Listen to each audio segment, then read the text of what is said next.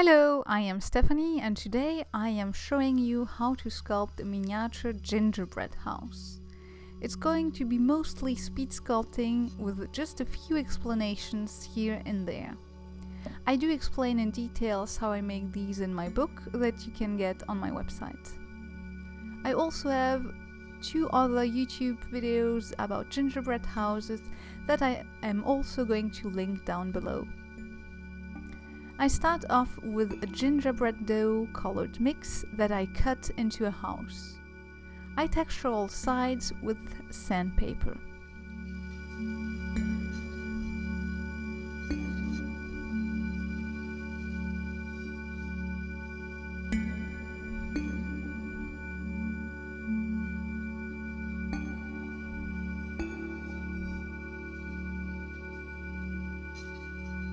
Then I cut out the roof and put them on top of the house.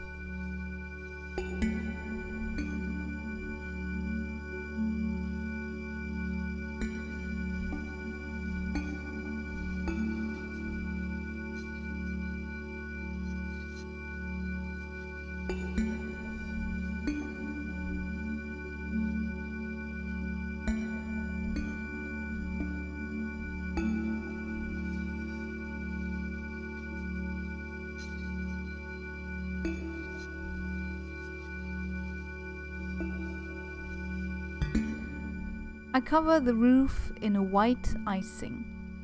It's a mixture of liquid polymer clay, I use Fimo liquid, and white clay.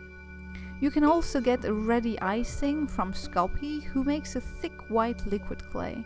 Of course, if you mix it yourself, you can play around with colors. In the past I made gingerbread houses with pink and blue icing, so that's kind of fun to make your own colors.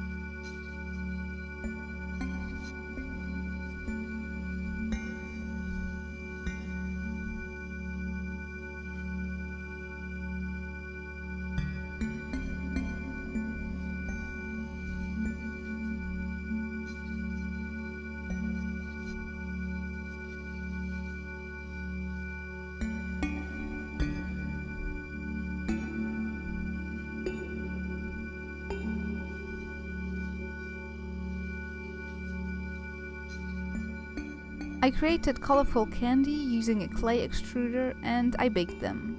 Then I simply sliced them very thinly.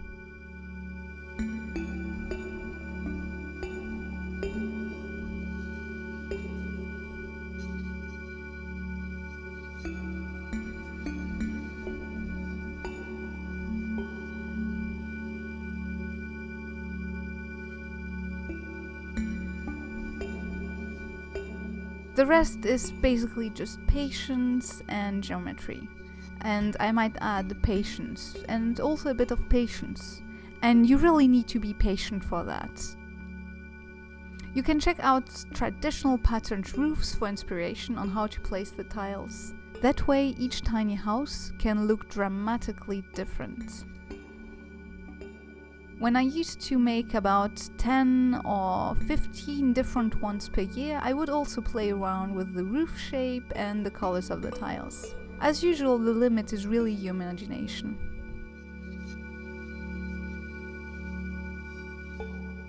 I like to use a very precise tweezer to place each tile on top of the roof. It's a tweezer used in jewelry that also withstands heat, so a very high quality one. I've been having this one for years and I love it. I think I got it from the UK website Cookston Gold, although I'm not too sure about that. Another option to decorate the roof would be to use candy polymer clay canes. You can buy ready-made candy canes now, usually on eBay, and you just slice them and use as decoration. I mean, that's fine if you're doing this just for fun or yourself. It's a really good option, it's cheap, it's easy, and it's fast, because to be honest, making your own polymer clay canes can take a lot of time. However, if you are eager to work as a miniature artist or if you're doing this to sell, then I would highly suggest to make everything yourself, as it's the only way to ensure the best quality. It's also much better to showcase something that you have done completely yourself, as you mark yourself as an artist and you automatically make something that is truly you, because you're going to pick the colors, pick the canes and the shapes, etc.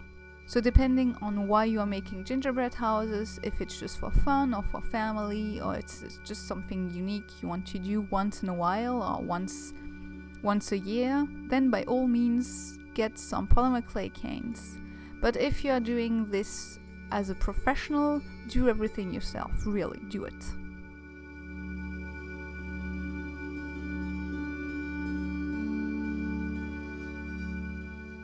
These miniature gingerbread houses can also be transformed into ornaments. You can add wire before or after baking.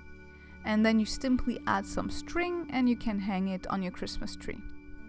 They actually also make lovely pendants to put onto necklaces. I also remember making a few slightly smaller ones as earrings. Otherwise, they make great Christmas decor on your table as well.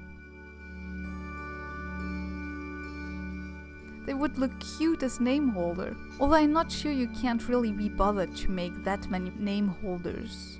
Unless you're maybe just 4 at your Christmas table, then that's doable.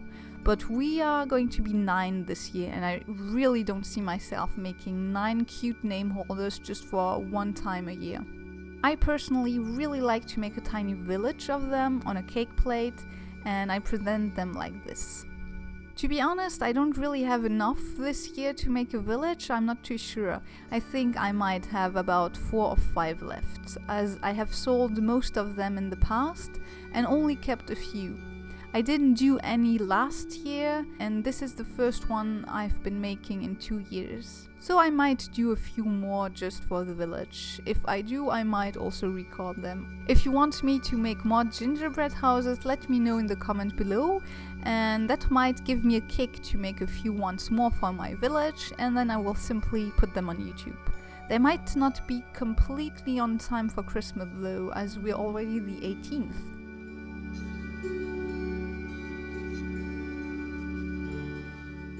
And quite obviously, these make great gifts for those who love Christmas and all things miniature. The great thing about giving miniatures as a gift is that they don't take much space.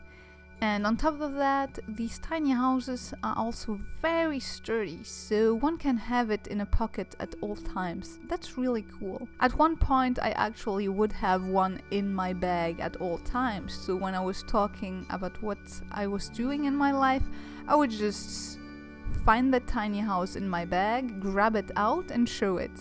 And then it would make explaining so much easier. Thinking of which, they might be good key holders as well. Although, to be honest, I'd be afraid they'd break in the end, as key holders have a rough and tough life.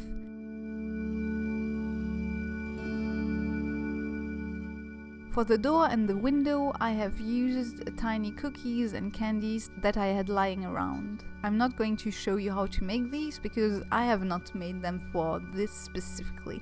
I just had them already. You might actually be able to find miniature cookies to buy, but I think these are really easy to do, and I have plenty of YouTube tutorials on how to make miniature cookies, and I also have a Skillshare class on how to make miniature cookies as earrings, so you might want to check those out if you're interested in that. Thank you so much for watching this video. If you liked it, give it a thumbs up and maybe subscribe. If you want to support me financially a little bit more, I have a Patreon account and I also teach on Skillshare. I also sell some of my things on Society6 and Redbubble. All these links can be found in the description box below. I really hope to see you in my next video. Bye!